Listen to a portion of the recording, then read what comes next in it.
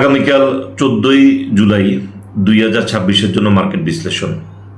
আজকে DSEX 17 point plus, 1419 কোটি turnover, 51 কোটি ব্লক মার্কেট ট্রানজ্যাকশন। গেইনার ছিল 181, লুজার 165। 1419 কোটি টার্নওভার হওয়া সত্ত্বেও মার্কেটে 165টা লুজার ছিল, মানে এখানে বুঝতে হবে যে মার্কেটে প্রচুর সেল প্রেশার ছিল মার্কেটে।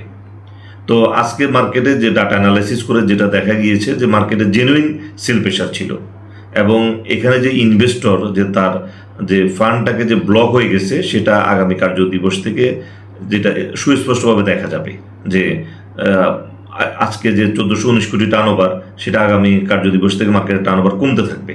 কারণ এটা হলো যে ইনভেস্টর তার ফান্ডগুলোকে ব্লক করে ফেলেছে, এবং এটা আগামী কার্য দিবস এবং এরপরের কার্য দিবসে আমরা এটা মার্কেটের এর প্রভাব দেখতে পাবো যে মার্কেটে 1419 কোটি টার্নওভার হওয়া সত্ত্বেও আজকে ম্যাক্সিমাম যে ইনভেস্টর আজকে যে লসে ছিলেন, মানে ভালো প্রফিটেবলে ছিলেন না। এটা মার্কেটের যে সেল প্রেশার যেটা ছিল সেটা দেখে সুস্পষ্ট এটা বোঝা গেছে যে মার্কেটে ইনভেস্টর আজকে খুব একটা সুবিধা করতে পারে না মার্কেটে, এবং তাদের ফান্ডগুলো ব্লক হয়ে গেছে। এটা আগামী কার্য দিবস থেকে এর প্রভাব মার্কেটে আসা শুরু করবে, অর্থাৎ হলো 1419 কোটি টার্নওভার থেকে মার্কেটে টার্নওভারটা ধীরে ধীরে কমতে থাকবে 2-1 দিন। এরপরেরটা হলো ডাটা অ্যানালাইসিস করে পরেরগুলো আমরা বুঝতে পারবো। তবে আজকে এবং কালকে টার্নওভার কমবে, কারণ হলো যে ফান্ড ব্লক হয়ে গেছে। এখন আমরা দেখবো যে কোন কোন শেয়ার আমরা থাকতে পারি।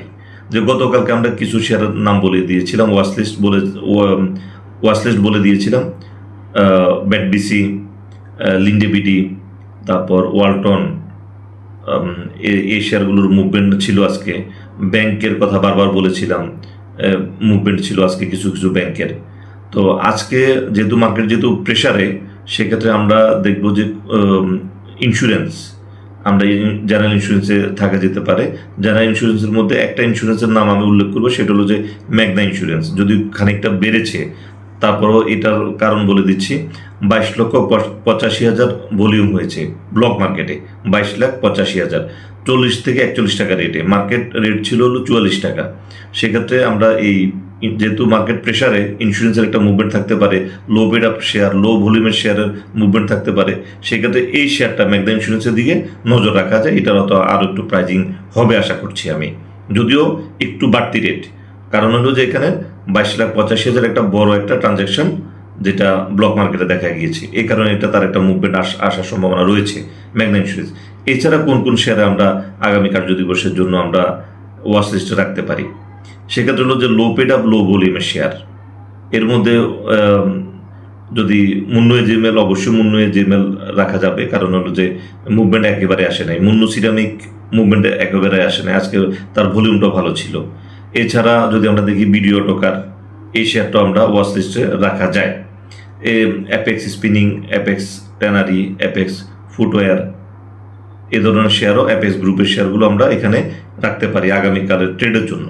তো আগামীকালকে ট্রেডের জন্য যেটা বললাম, যেটা হলো Monno AGML, Monno ceramic, Apex tannery, Apex spinning, Apex footwear অর্থাৎ অ্যাপেক্স গ্রুপের শেয়ারগুলো, এছাড়া ভিডিও টোকার।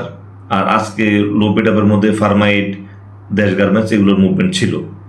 আর ভালো শেয়ারের মধ্যে যদি ট্রেডের জন্য রাখা যায়, সেটা হলো যে গতকালকের মতোই ব্যাটবিসি, লিন্ডেবিডি, ওয়ালটন, এবং সাথে যোগ করে দেওয়া যায় ব্যাক্স ফার্মা, যেটা মুভমেন্ট আসতে পারে ব্যাক্স ফার্মা। আর ইন্স্যুরেন্সের, জেনারেল ইন্স্যুরেন্সের কিছুটা মুভমেন্ট আসতে পারে, তার মধ্যে ম্যাগনা ইন্স্যুরেন্স যে বেস্ট পজিশনে। এছাড়া আমি স্বাচ্ছন্দ্য বোধ করি হলো লাইফ ইন্স্যুরেন্সে থাকাটা। তো আমাদের টোটাল মার্কেটে যে সেল প্রেশার ছিল, এটা আজকের মার্কেটে একেবারে সুস্পষ্ট যেটা সেল প্রেশার ছিল। এই প্রেশার মার্কেট যেখানে প্রেশারে ছিল, এখানে আমাদের নিজকে একটু প্রেশার মুক্ত রাখতে হবে, এবং এটা করার জন্য যেটা হলো যে আমরা যে শেয়ারগুলোর নাম উল্লেখ করে দিলাম যে ওয়াচ লিস্টেড, এই শেয়ারগুলোর মধ্যে আমরা ট্রেডে থাকতে পারি, যেটা হলো যে মার্কেটে আমাদেরকে খুব একটা যে প্রেশারের সম্মুখীন হতে হবে না।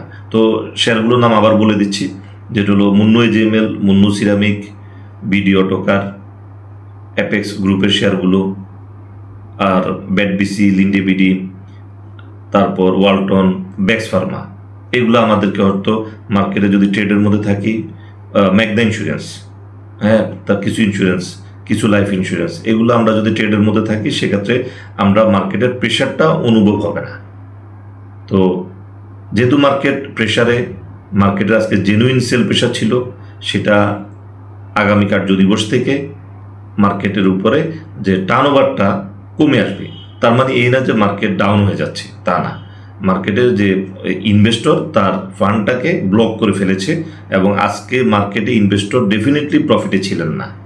যেটা হলো যে মার্কেটের আজকে যে সেল প্রেশার গিয়েছে, এটা মার্কেটের যে ক্যান্ডেল বা ট্রেডের প্যাটার্ন দেখে যেটা বোঝা যাচ্ছে, যেটা হলো যে ফান্ড ব্লক হয়ে গেছে, এবং এটার এই প্রভাবটা আগামীকালকে আমরা মার্কেটে পাবো, টার্নওভার কমবে।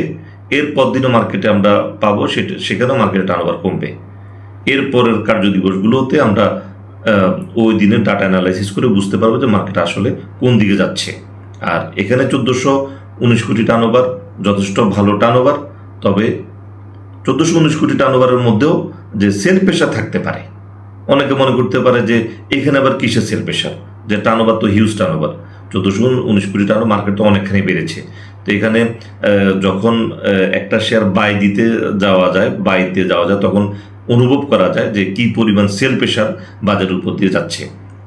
এটা হলো যে এটা সিক্স সেন্স বলা যেতে পারে, বা মার্কেটের অভিজ্ঞতার আলোকে এই জিনিসটা অনুভব করা যায় যে যখনই কোনো শেয়ার একটা বাইতে যাওয়া যাচ্ছে তখন বোঝা যায় যে এটার মধ্যে সেল প্রেশার, প্রচুর সেল প্রেশার থাকে। তো এই কারণে 1419 কোটি টার্নওভার হলেও যে মার্কেটে আজকে জেনুইন সেল প্রেশার ছিল, এবং আগামী কার্যদিবসে এটার প্রভাব পড়বে, যেটা হলো যে আমাদের ইনভেস্টরটা ব্লক হয়ে গেছে অনেকগুলো শেয়ারে, যেটার ফান্ডের এই ফান্ডটা যেটা ব্লক হয়েছে, এটা আগামী কার্যদিবস থেকে 1-2 কার্যদিবসে আমরা দেখতে পাবো যে মার্কেট টার্নওভারটা কমবে।